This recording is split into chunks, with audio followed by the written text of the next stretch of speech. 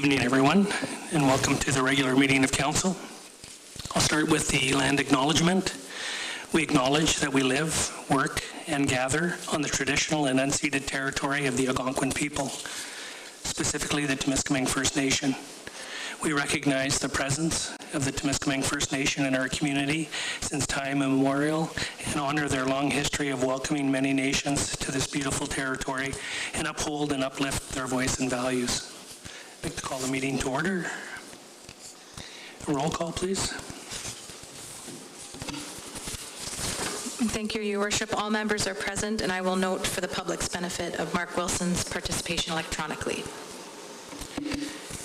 Thank you. Item 3, review of revisions or deletions to the agenda. Seeing none, we'll move on to item 4. I have a motion in front of me. Be it resolved that City Council approves the agenda as printed. Can I get a mover, please? Thanks, Councillor Foley. Seconder. Thanks, Councillor Graydon. All in favor? I see you there, Mark. Motion's carried. Any disclosure of pecuniary interest in general nature? Thank you. Councillor Foley has declared an indirect conflict of interest on new business item number 15B, request for sponsorship of Frog's Breath application for the Tri-Town Ski and Snowboard Village, as he is a volunteer for the ski village and his spouse is a member of the board of directors. Thank you. Is there any others? Moving on to item... Mayor LaFerrier. Yes, Councillor Wilson. Sorry, I'll declare a similar conflict as being a volunteer with the ski patrol at the Tri-Town Ski Village. Okay, duly noted. Moving on to item 6, review and adoption of the council minutes. I have a motion in front of me. Be it resolved that City Council approves the following minutes as printed. A, the regular meeting of Council for March the 7th, 2023. Can I get a mover, please? Thanks, Councillor Whalen. Seconded. Thanks, Councillor Foley. Discussion? All those in favor? And that motion is carried. Moving on to item 7, public meetings pursuant to the Planning Act, Municipal Act, and other statutes. And we do have one tonight. The public meeting scheduled tonight is for a combined official plan amendment and zoning bylaw amendment. The Planning Act requires that a public meeting be held before Council decides whether to pass a bylaw adopting a proposed amendment. The public meeting serves two purposes. First, to present to Council and the public the details and background to the proposed amendment. And second, to receive comments from the public and agencies before a decision is made by Council. I now declare the meeting to be open and to be a public meeting pursuant to sections 17 and 34 of the Planning Act. The official plan amendment and zoning bylaw amendment application to be heard this evening is application number OPA 2023-01 and ZBA 2023-01. The applicant is the Corporation of the City of Temiskaming Shores. Subject of the application is comprehensive policy amendment. And the purpose of the application is to amend the City of Temiskaming Shores official plan and zoning bylaws to address recent amendments to the Planning Act dealing with site plan control, complete applications, and additional dwelling units. I will ask Jennifer Pye to present the application. Jennifer.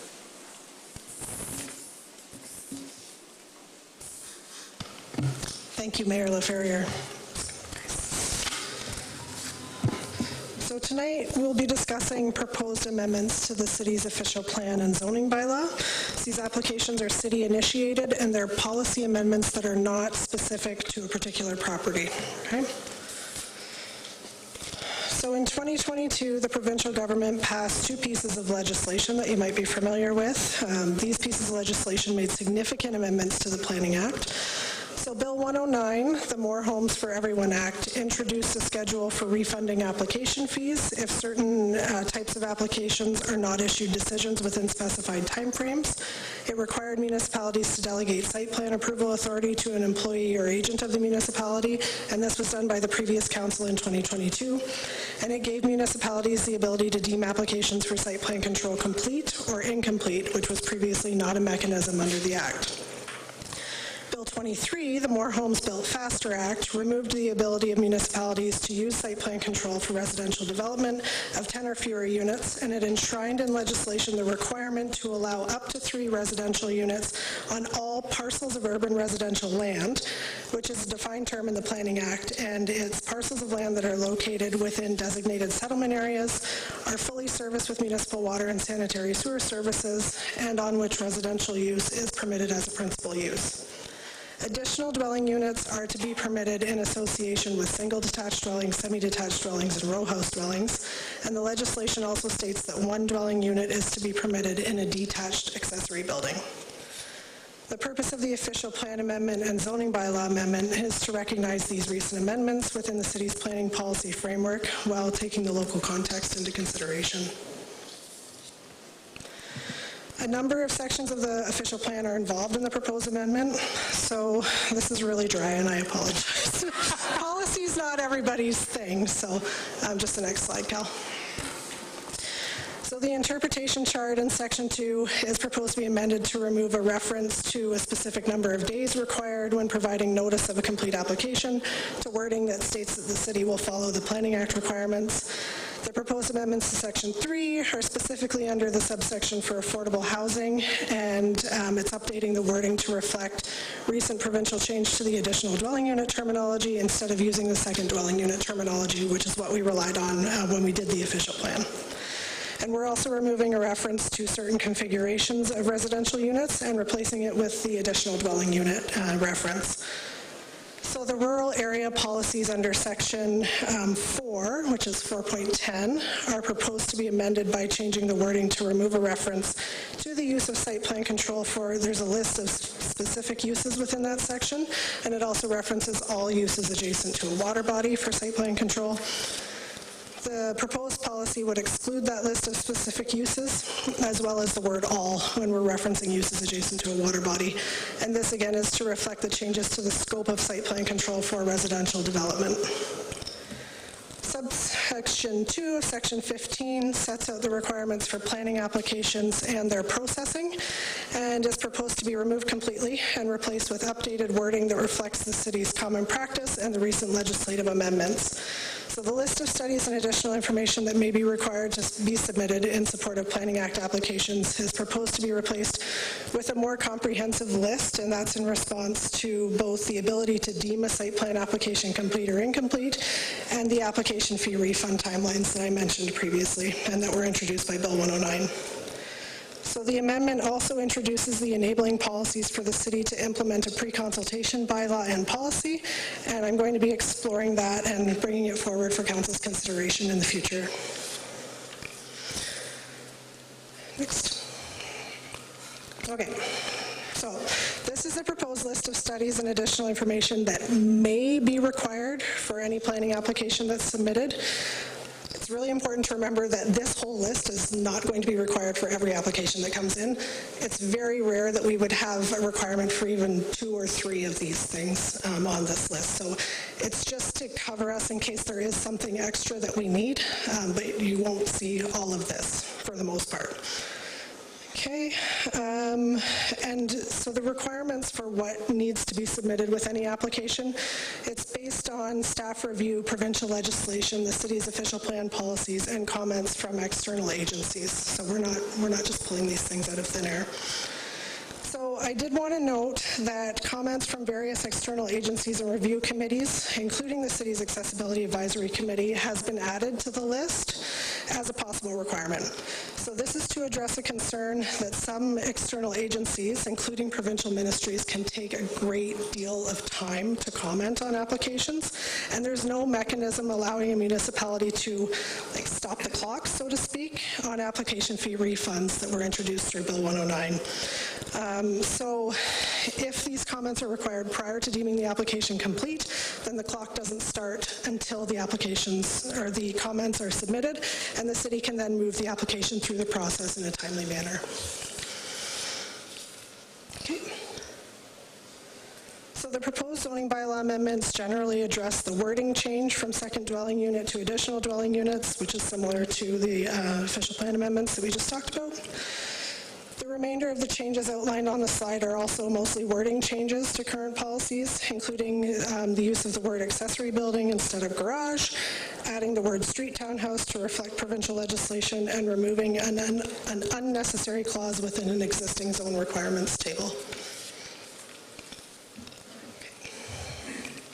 So the biggest change required to the zoning bylaw is to section 4.16, and that sets out the requirements for additional dwelling units within the city. So the wording of this section is proposed to be updated from the current second dwelling unit to the provincial additional dwelling unit, and the policies are proposed to be updated to reflect the legislation's allowance of up to 3 residential units on all parcels of urban residential land, in association with a single detached dwelling, semi-detached dwelling, or row house dwelling, as well as the allowance to have up to 1 unit in that detached accessory building.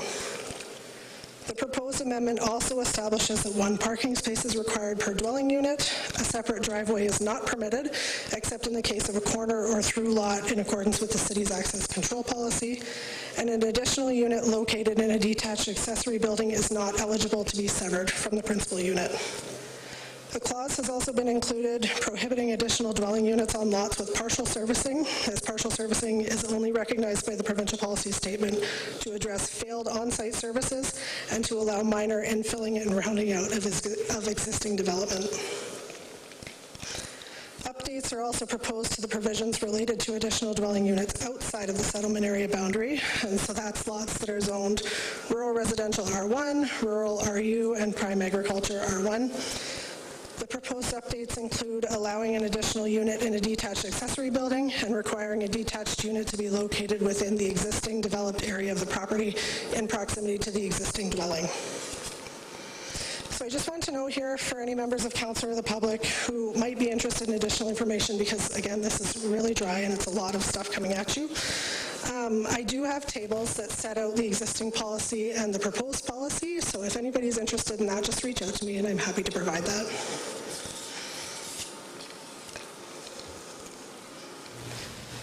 Okay, so just some additional information for council and the public's consideration. So a significant portion of the residential properties within the designated settlement areas are already zoned to permit up to 4 dwelling units, okay? So that would be the medium density residential or R3 zone, and this includes all of the serviced area of Haileybury. So in Haileybury's case, it's a carryover from the 1985 zoning bylaw, and that included the same allowance. Additionally, the remainder of the residential properties within the settlement areas are zoned to allow up to 2 residential units, and this would be the low density residential or R2 zone. And it can take the form of semi-detached and duplex dwellings or a single detached dwelling with a second dwelling unit. Second dwelling units are also currently permitted outside of the settlement areas on R1, RU, and A1 properties. The current zoning bylaw does allow a residential unit that is detached from the principal dwelling, but the unit must be attached to or above a detached private garage. So the proposed amendment would remove that requirement, and I feel that that's in keeping with the intent of the legislation. So to address the site plan control amendments to the Planning Act, staff will be presenting an amendment to the city's site plan control bylaw along with the administrative report package for the proposed official plan and zoning bylaw amendments. Staff are also investigating methods of addressing the inability of the municipality to apply site plan control to residential development on waterfront lots, as well as lots within an existing plan of subdivision where the subdivision agreement currently requires a site plan agreement to ensure adherence to the subdivision grading plan. Okay, notice of these applications was provided in the Temiskaming Speaker beginning on March 1st, which is 20 days before this meeting and fulfills the statutory notice requirement of the Planning Act. The applications were circulated to internal department heads, and no concerns or objections have been received as of today. The applications were also circulated to statutory commenting agencies under the Planning Act, and comments were actually received from Ontario Northland, and they've just asked to be added to that list of external commenting agencies so that they can get their applications in before, or their comments in before applications are deemed complete. No other comments or concerns have been received. Next steps for the applications: an administrative package will be submitted for council's consideration at your next regular council meeting, which is April 18th, and council will decide to approve or deny the application. Subsequently, notice of decision will be sent as required, and a 20-day appeal period will begin. If no appeals are filed, then the decision will be binding. Okay.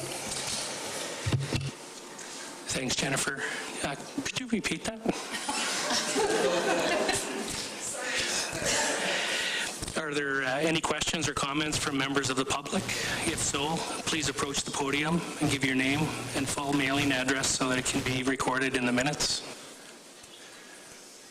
Seeing none, are there any questions or comments from council? If there are no further comments, I declare this portion of the public meeting. Sorry, Mayor. Sorry. Can I just ask Jen to provide a little clarity just for everyone present? Jen, can you just elaborate a little bit on the lot allowances and the idea about two, so just for some greater clarity in terms of multiple dwellings on one lot, say in a rural, that they would still have to, comply with septic requirements, building code requirements, that sort of thing, and then when you look at the lot allowances within the settlement area. So maybe just elaborate a little bit on that for council? Yeah, thanks, Amy. So, correct, they would still need the proper permits outside of the settlement area for their septic and their well. All of these second units that require construction would be required to obtain a building permit. That's not changed. And any detached accessory units within the settlement area or outside would still need to meet setback requirements, lot coverage requirements, building height requirements, those sorts of things. So it's not sort of a carte blanche. There are still zoning requirements and building code requirements that will apply to these units. Thanks, Jennifer. If there are no further comments, I declare this portion of the public meeting to be closed and advise that council will give due consideration to all comments received tonight. An administrative report will be considered by council at a future council meeting. This brings us to item 8, our first question and answer period. Is there any questions to council? Seeing none, move to item 9. We don't have any presentations or delegations. Moving on to item 10, communications. 10A, Tricia Hopkins, Administrator of Northdale Manor. And we received a letter referring to emergency exit, potential disposition of a portion of Diamond Crescent, and we received that for information purposes. 10B, Anna Marie Cross, Director, Environmental Assessment Modernization Branch with the Ministry of Environment, Conservation and Parks, re the environmental assessment process, and that's been received for information as well. I do have a draft resolution in front of me. Be it resolved, the Council for the City of Temiskaming Shores agrees to deal with communication items 10A and B in accordance with the agenda references. Can I get a mover, please?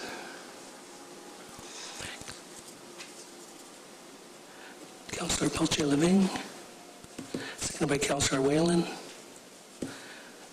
Discussion? All those in favor? That motion is carried. Committees of Council, Community and Regional, there were none. Committees of Council, Internal Departments, and there was no minutes as well. And moving on to item 13, reports by member of council. Does anybody have any reports? Councillor Whalen? Yeah, thank you, Worship. Just quickly for council's benefit, the Associate Minister of Transportation, Stan Cho, was in town a week ago. Some of us were fortunate enough to go out and have dinner with him, but we attended the unveiling of some, he was there in Englehart for the unveiling of some new hopper cars for the farming sector, hauling of grains and whatnot. and those that we spoke to in the farming sector are really excited about this. So it's nice to see the investment being made in the agricultural sector since it's so big in our area. So I just wanted council to be aware of that. I know the mayor was there as well. So. Awesome. Thanks, Councillor Whalen. Anyone else? No. I just wanted to mention that I did have the honor and the privilege to be at the Honor Guard service for Firefighter Holtz. And I just wanted to say thank you to all of our firefighters. I know it would have been a really difficult day for them, a long day, and the service was beautiful, and I think it was a great tribute to Firefighter Holtz, so thank you. That takes us to notice of motions. Seeing none. Moving on to new business, 15A, memo number 008-2023-CS, the Treasurer's 2022 Statement of Remuneration. And I do have a draft resolution in front of me. Whereas Section 284(1) of the Municipal Act 2001 states that the Treasurer of a municipality shall in each year, on or before March the 31st, provide to the Council of the municipality an itemized statement of remuneration and expenses paid in the previous year to each member of Council and to each person other than a member of Council appointed by the municipality to serve as a member of any body, including a local board, in respect of his or her services as a member of the body. Now therefore be it resolved, the Council acknowledges receipt of memo number 008-2023-CS and the 2022 Statement of Remuneration and Expenses as submitted by the Treasurer, and that a copy of the statement be posted on the City's website and advertised in the City Bulletin. Can I get a mover, please? Thanks, Councillor Foley. Seconded by Councillor Ducharme. Discussion? Sure. Councillor Peltier-Levin. Thank you. It's just a question to clarify, the different remunerations for apparently the same thing. And also, I wasn't clear what the overhead was. Thank you.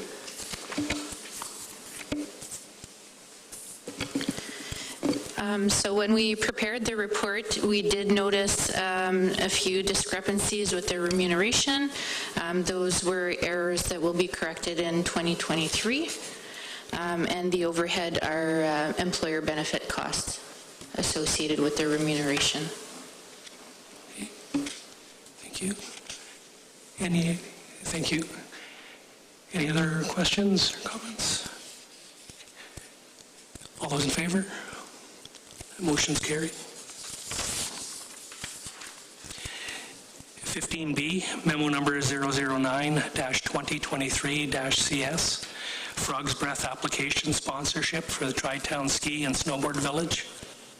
I do have a draft resolution in front of me. Be it resolved that Council for the City of Temiskaming Shores acknowledges receipt of memo number 009-2023-CS, and that Council for the City of Temiskaming Shores approves the request from the Tri-Town Ski and Snowboard Village and agrees to sponsor their application in the amount of $150,000 to the Frog's Breath Foundation to help fund the construction of a new building to house their rental fleet, ski school, and ski patrol programs. Can I get a mover, please?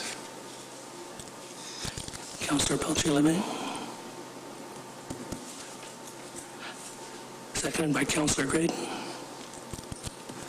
Discussion? Councillor Ducharme. I noticed we have a few of these on the agenda with the addendum. So just a question about when we sponsor an organization, because they're not a charity, so they can't receive the funds themselves, what is the city's liability if they don't spend the funds? Are we, as the city, in charge of policing whether they spend the funds appropriately? How does that work? And Amy, would you like to? Thank you, Mayor.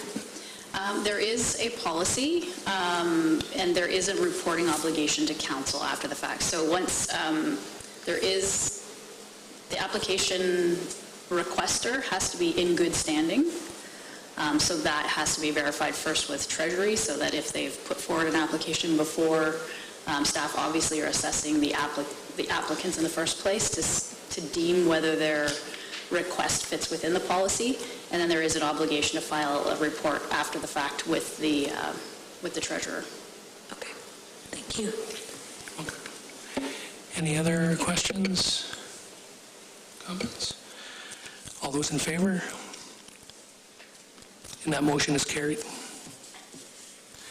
15C, Administration Report CS-001-2023, Disposition of Land, a portion of Diamond Crescent. I do have a draft resolution in front of me.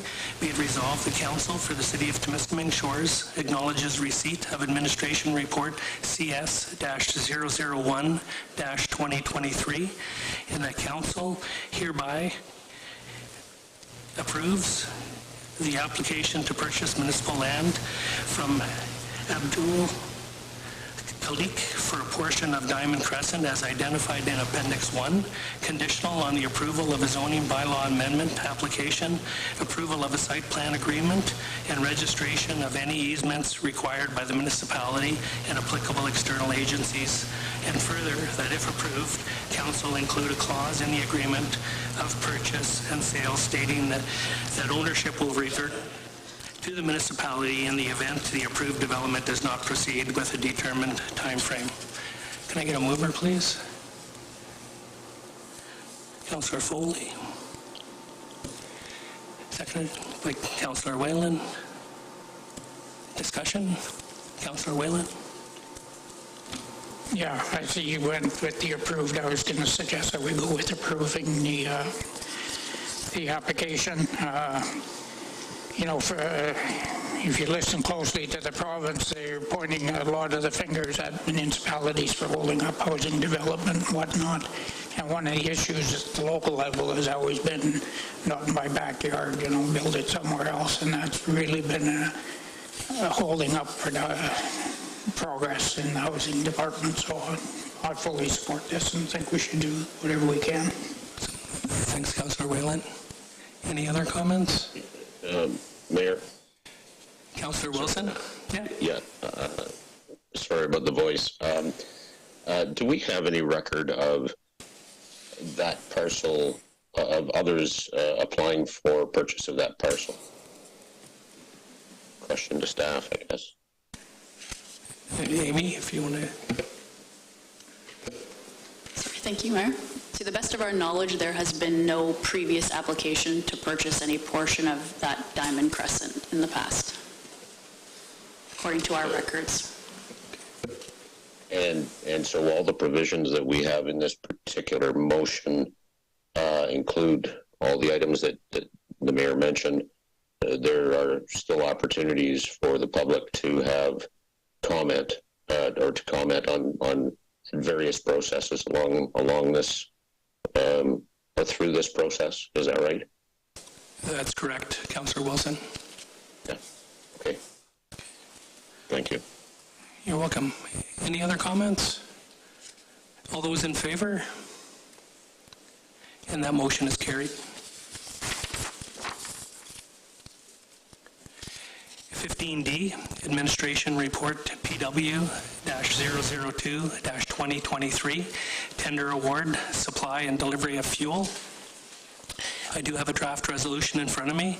Be it resolved, the Council for the City of Temiskaming Shores acknowledges receipt of Administration Report PW-002-2023, and that Council directs staff to prepare the necessary bylaw to enter into a 3-year agreement with Grant Fuels Incorporated for the supply and delivery of various fuels within the municipality at the applicable rates per fuel type for consideration at the March 21st, 2023 regular council meeting. Can I get a mover, please? Thanks, Councillor Descharmes. Seconded by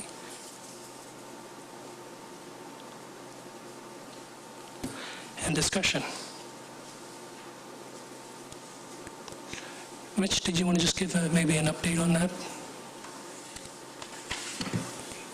Thanks, Mayor. So yeah, this was tender award. Tender went out as per the procurement policy. We had two bidders come back. Grant Fuels was the low bidder. They supplied us with both, the rack prices, taxes, and then they also include their overhead. So we know this is the price per fuel type that we are getting. So this is we have a few tanks all over the place. Public Works, Transit, Recreation at the marinas, and then environmental. So they would, they supply us those fuels to those different locations. And again, like it says, it's a 3-year agreement, which we've done in the past. And we had great success with grants. They've been our provider for a number of years now. So no issues there, and looking forward to continuing with them. Thanks, Mitch. Any other questions? All those in favor? That motion is carried. 15E, memo number 004-2023-RS, the Halebury Fire Hall, and change order number 13. I have a draft resolution in front of me. Be it resolved that Council for the City of Temiskaming Shores acknowledges receipt of memo number 004-2023-RS, change work order number 13 for the Halebury Fire Hall for information purposes. Can I get a mover, please? Thanks, Councillor Graydon. Seconded by Councillor Ducharme. Discussion? Matt, maybe you want to could you just share with us the change order, just for the folks listening in? Change order number 13 was to change the snow and ice guard on the roof to encompass the entirety of the west roof. Previously in the design, it was only for a portion of that roof, and we have decided that it's best to include the entire roof to be protected by that snow and ice guard. Thank you. Awesome. Thanks, Matt.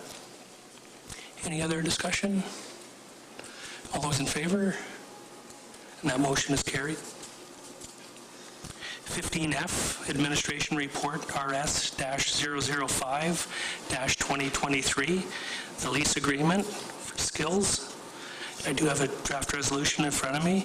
Be it resolved that Council for the City of Temiskaming Shores acknowledges receipt of Administration Report RS-005-2023, and that Council directs staff to prepare the necessary bylaw to enter into a lease agreement with Zubik Skills Limited for the use of the Shelley Herbert Shea Memorial Arena dry floor from April the 8th, 2023 to June 30th, 2023 for consideration at the March 21st, 2023 regular council meeting.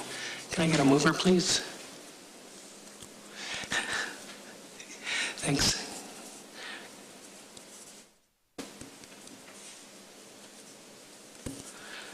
So it was moved by Councillor Graydon, seconded by Councillor Peltier-Leving. In discussion? Councillor Ducharme?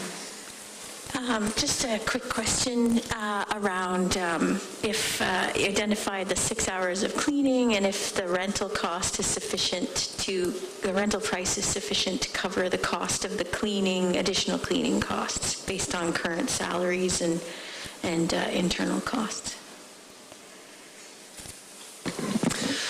Through you, Mayor, the additional cleaning costs, the lease calls for 6 hours of cleaning per week, and the way we allocate that to our staff as 3 times per week for 1 hour as a group of 2, a pair of staff to go and do that cleaning. I would note that staff rarely, if ever, need that full hour to complete the necessary cleaning tasks for this rental. The additional cleaning is fairly minimal. At step 5 of our current salary grid, our arena parks attendants are paid $26.12 per hour in 2023, which at 6 hours per week would equal $1,880 over the course of that agreement. The lease agreement calls for a payment of $2,550. Accounting for some incremental utility costs, we would believe at the very worst this lease is a revenue neutral proposition. As a contrast, our normal subsidization rate of ice time, as a comparison, is approximately 40%. And further, our costs for staff cleaning are an opportunity cost and not a monetary cost. And I hope that answers your question. Thanks, Matt. Thank you. Any other questions? All those in favor? And that motion is carried. 15G, Administration Report RS-006-2023, the Active Travel Committee Terms of Reference. I have a draft resolution in front of me. Be it resolved that Council for the City of Temiskaming Shores acknowledges receipt of Administration Report RS-006-2023, and that Council hereby repeals bylaw 2016-105, Terms of Reference for the Bicycle Friendly Community Committee, and further, the Council directs staff to prepare the necessary bylaw to adopt the Active Transportation Committee Terms of Reference for consideration at the March 21st, 2023 regular Council meeting. Can I get a mover, please? It's Councillor Foley. Second by Councillor Ducharme.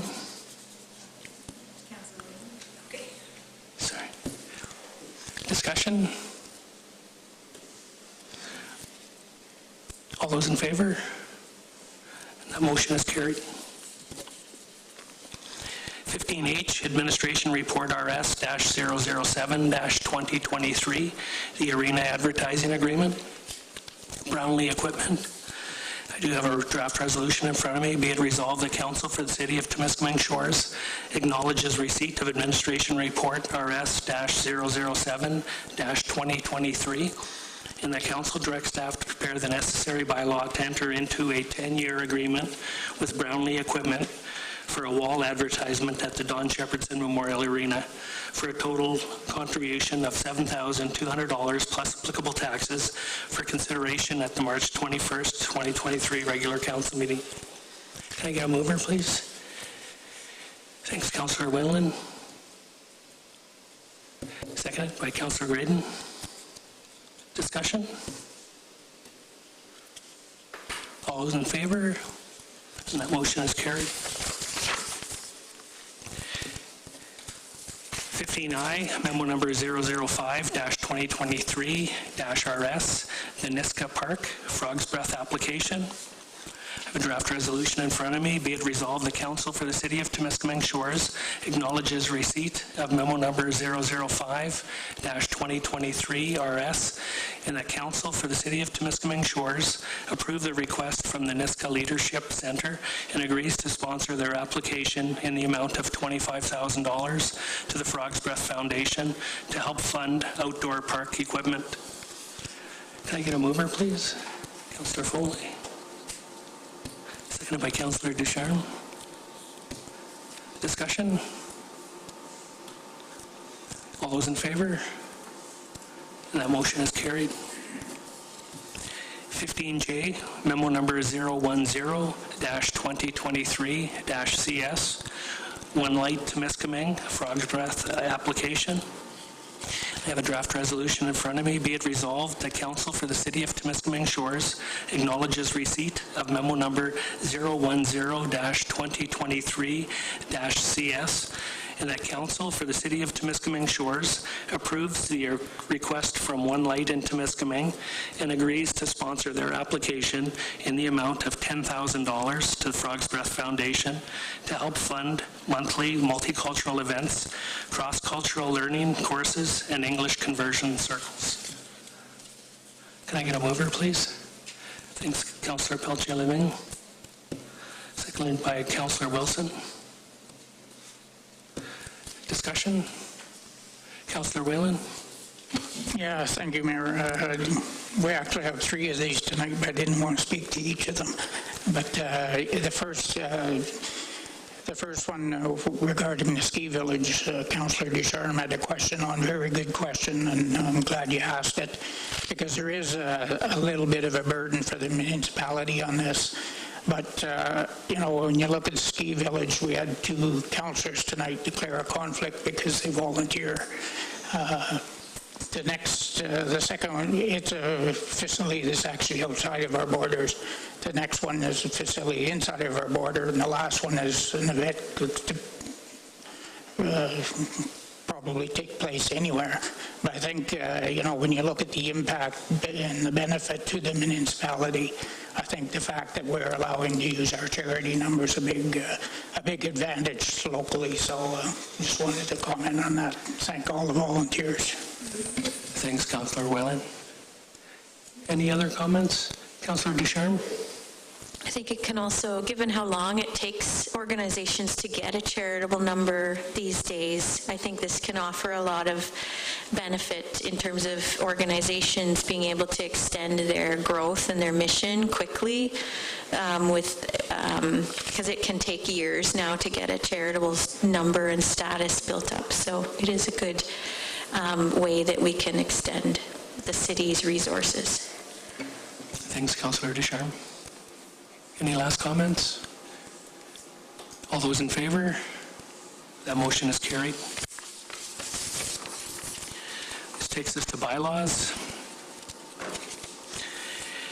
I have a draft resolution in front of me. Be it resolved that bylaw number 2023-031, being a bylaw to enter into a 3-year agreement with Grant Fuels, Inc. for the supply of petroleum fuels for the city of Temiskaming Shores.